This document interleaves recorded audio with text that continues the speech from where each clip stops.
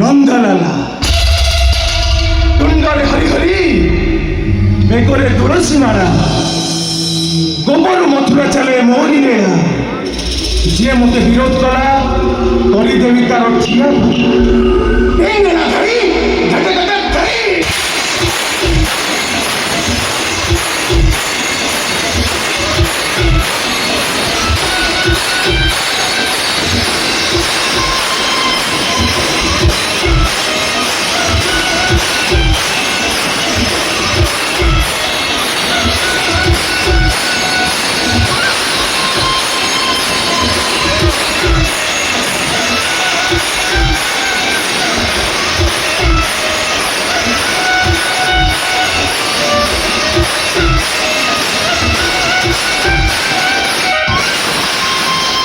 তথায় পিতাশ্রী যোগ্য মন্তব্য বলো পিতাশ্রী বাবা নন্দলালা পিতাশ্রী বেড়াবুড়ি রাতি 9টা হেলানি পরা ସବୁ ଆରେଞ୍ଜମେଣ୍ଟ ସରିଯାଇଛି ପିତାଶ୍ରୀ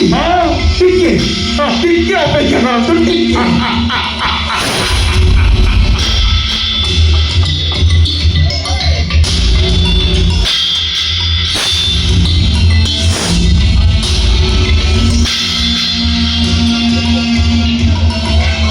ପିତାଶ୍ରୀ ଆଜି ବାକାରୀ ଝିଞ୍ଜର ସ୍ପେସିଆଲ ଆସନ୍ତୁ ପିତାଶ୍ରୀ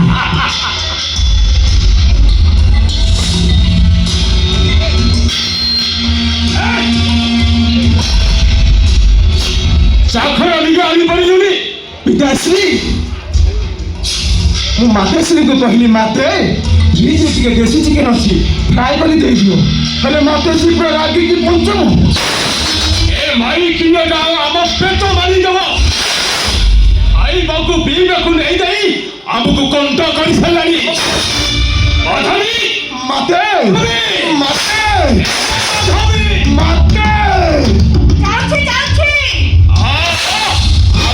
ତଣ୍ଟି ଯେବି ଯାଇ ତୁମ କଥା ହବ କହିଲା ମତେ କାଇଁ ଡାକୁଥିଲ କଣ ପାଇଁ ଡାକିଲି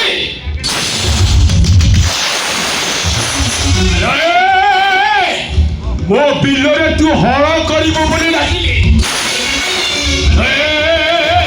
ତମ ମା ପୁଅକୁ ମୁଁ କେତେ ଥର କହିଛି ତମେ ଯେତେ ଠାକୁରକୁ ଡାକୁଛ ଡାକ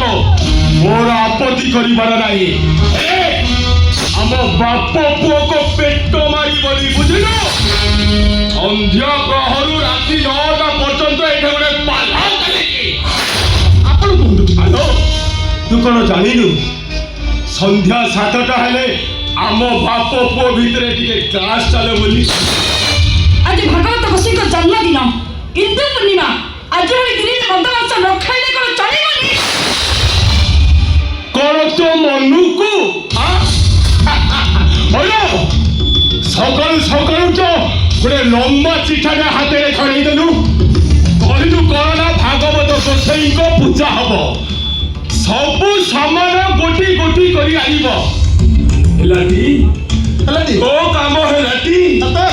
ହେଲେ ମୋ କାମ ବେଳକୁ ତୋ ପିଠି କୁଣ୍ଡେଇ ହେଉଛି କାହିଁକି ଆଲୋ ଯା ଯା ଯା ଯା ମାଛ ଚିକେନ ଟିକେ ଫ୍ରାଏ କରି ନେଇ ଆସିବୁ ଆଜି ପରା ମୋ ଦେହଟା ଜମା ଭଲ ଲାଗୁନି ହଁ ପିତାଶ୍ରୀ ମତେ ବି କାହିଁକି ଆଜି ଆସ୍କେଟିଆ ଆଜି ଘରେ ଆମିଷ ହେଇପାରିବନି ଭାଗବତ ବସୀଙ୍କ ପ୍ରସାଦ ହେଇଛି ଖାଇଦବା ଆସ ମାତେ ପିତାଶ୍ରୀଙ୍କ ଟିକେ ସୁରାପାନ ନହେଲେ ତାଙ୍କ ଆତ୍ମାକୁ ତୃପ୍ତି ମିଳିବନି ମାତେ ତାଙ୍କ ଆତ୍ମାକୁ କଷ୍ଟ ଦିଅନି ମାତେ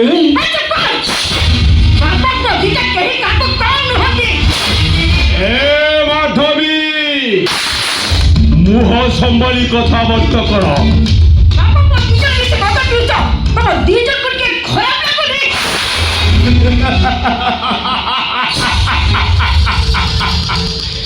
ଏ ମାଧବୀ 5 ବର୍ଷ ପର୍ଯ୍ୟନ୍ତ କହିବ ନହଲ ମନ ଜାଣି ପୁତ୍ରକୁ କରିବ ଶାସନ। 16 ବର୍ଷ ହେଲେ ପୁତ୍ର କରି ମିତ୍ର ପର, ଏକଥା କହିଛନ୍ତି ମୁନିର ଶିଗର। ତଥାଗତ ପିତାଶ୍ରୀ, ପିତାଶ୍ରୀ ଏଇଠି ନନ୍ଦଲାଲର ଭାଗବତ କହିଲା। କଣ କହିଲା? କହିଲା ସଂସାରରେ ଥିବୁ ଯେତେ ଦିନ